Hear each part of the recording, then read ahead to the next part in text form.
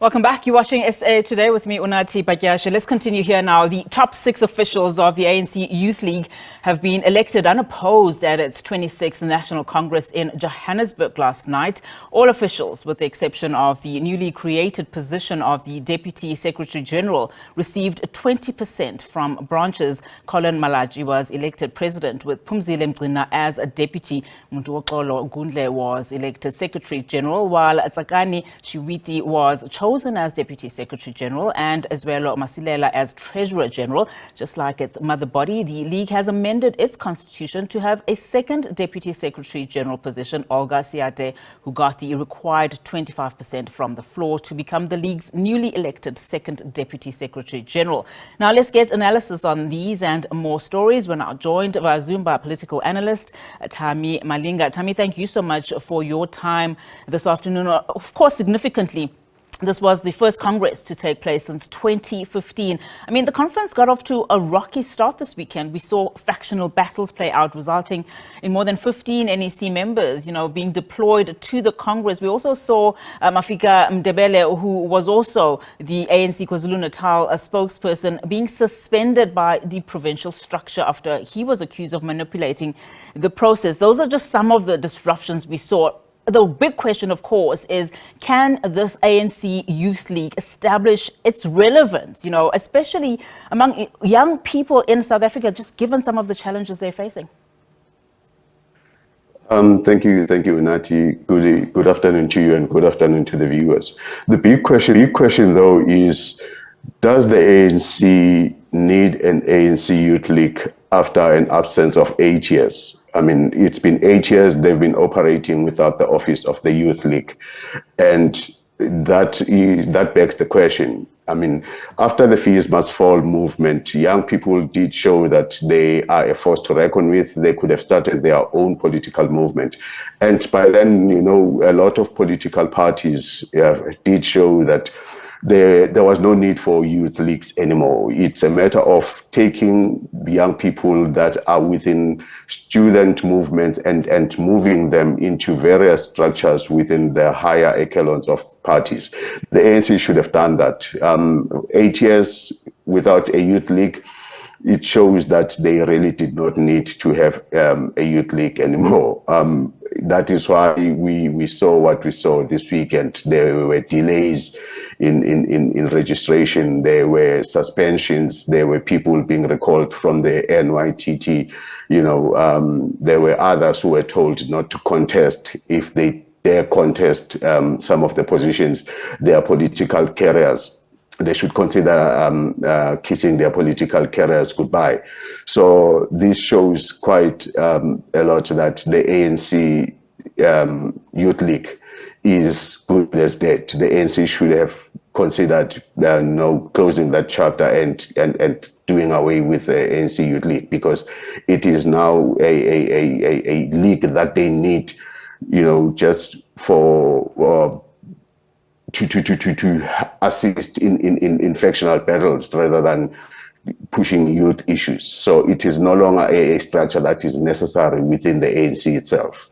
Of course, the ANC would disagree, just given what Fikile Mbalula was saying during his opening address. And of course, during the significant appointment of the top 6, saying that more than ever, the ANC Youth League needs to mobilize the youth of the country, particularly as they head to the general elections. Another question outside of, what relevance does the ANC Youth League is will it maintain its autonomy from its mother body?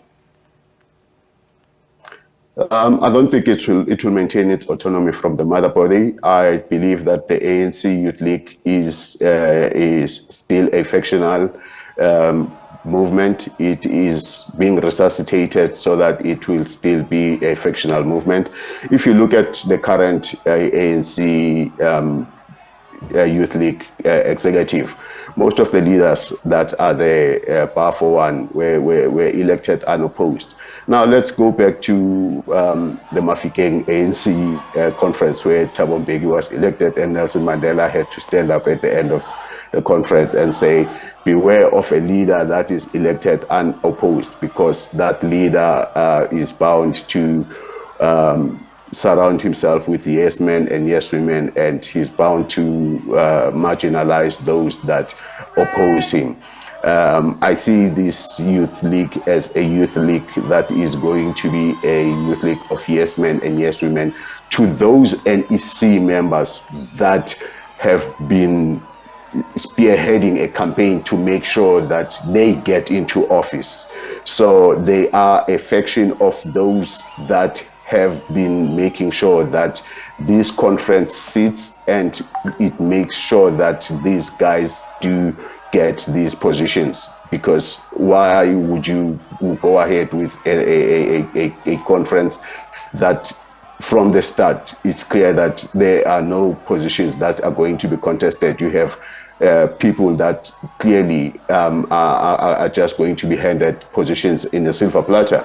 It was Andrew Pila who on I think on Friday said it is up to the conference to decide what happens it's up to the delegates to decide as to what happens of the conference. I mean, you have a whole host of people that are just there on a ballot and unopposed, and it's telling people that you decide. Basically, you're just telling them to say, let's go ahead and just get these guys into office. So it was a fait accompli issue. This was predetermined. So this executive for me comes in to be an executive of yes men and yes women to those NEC members and those especially the SG and his cabal that have just are putting them in place to just be a faction that it's going to be taking directive from them. Look, whether we believe that the ANC Youth League is relevant or not, the fact of the matter is it has now starting to renew itself, reinvent itself. But I mean, a lot of questions, of course, about what the current leadership's ideologies will be then, just going forward. But there seems to be a lot of confidence, bestowed on Collen Malatji as the president of the ANC Youth League, with him being elected unopposed. Let's talk about him and his influence. What makes him stand out to lead the ANC Youth League to what it wants to be, the former glory of what was? I think his political pedigree is what makes him stand out. Having led COSAS, having being also in the leadership of SASCO, he's risen through the ranks. So he's got that political pedigree of having been a young activist throughout his career and having been there.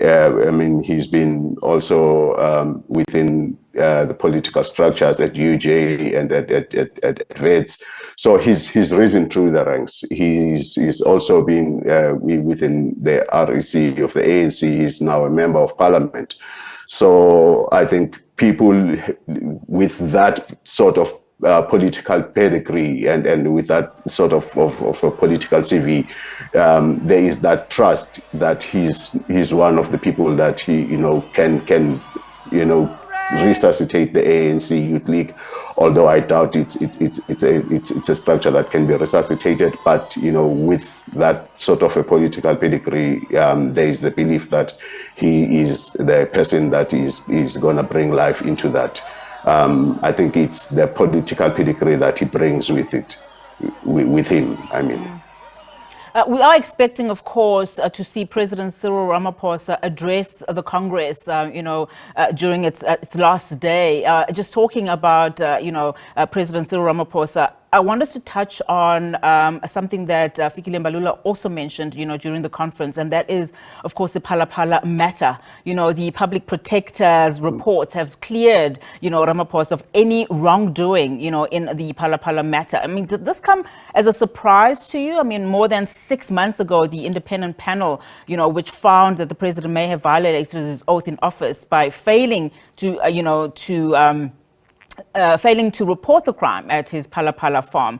This was, of course, in violation of Section 96 of the Constitution, which bars members essentially of cabinet from doing work while in office. What should we be reading, into these conflicting reports? I mean, we heard Fikile Mbalula saying that if people have an issue with the public protector's decision or the acting public protector's decision, they should take it up. I think it was disingenuous for Fikile Mbalula to say he said that, there are people that did not even go to the public protector to complain, but they are now criticizing the public protector. They now have the audacity to criticize the public protector. And I think that's disingenuous for someone of his stature to say that, to say, I, as Tami Malinga, because I did not go to the PP's office to lay a complaint, so I cannot criticize the report that came out. That is very, very silly of him to say something like that.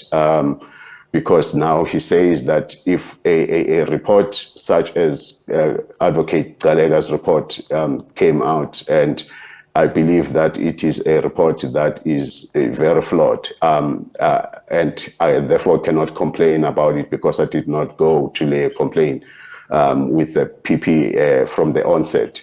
I should now keep my mouth shut. That is a silly comment from Mbalula. Now, what we should read into that report? Well, we should go back to the Chief Justice Mthunzile Zondo's Damascene moment about his complaint on the state capture report. People are saying that Judge Zondo's complaint about his report not being taken seriously is just him, complaining because he feels that his report is just not being taken too seriously. But the crux of the matter here is that I believe his Damascene moment was that he's just a matter of foreseeing that when state capture happens, the three things that are normally taking place is, one, you weaken the judiciary, and two, you also weaken the NPA and the Hawks, and we've seen those happening. And there's a delayed issue with the case of Advocate Kwebane in terms of the suspension being unconstitutional. That has been sitting, pardon me, that has been sitting with the Constitutional Court for some time. There is now Advocate Shamila Patoi, who came out and say the NPA does not have the capacity nor the skill to deal with the cases of state capture. And the third one being, you weaken this Chapter 9 institution, of which now we've seen with the flawed Advocate Galega's report. So the Damascus moment of Chief Justice Mthunzile Zondo was basically something that was telling us that there is a lot coming. We are in some sort of a second state of state capture, and we did not deal with the first one. And hence now, with the second one, we do not have the capacity to deal with it. That is how I see it. That is how I see this, the Galega report. Very powerful statements there, Tami. Thank you so much for your time. Tami Malinga, political analyst, just commenting on various political stories that we are following for you this afternoon.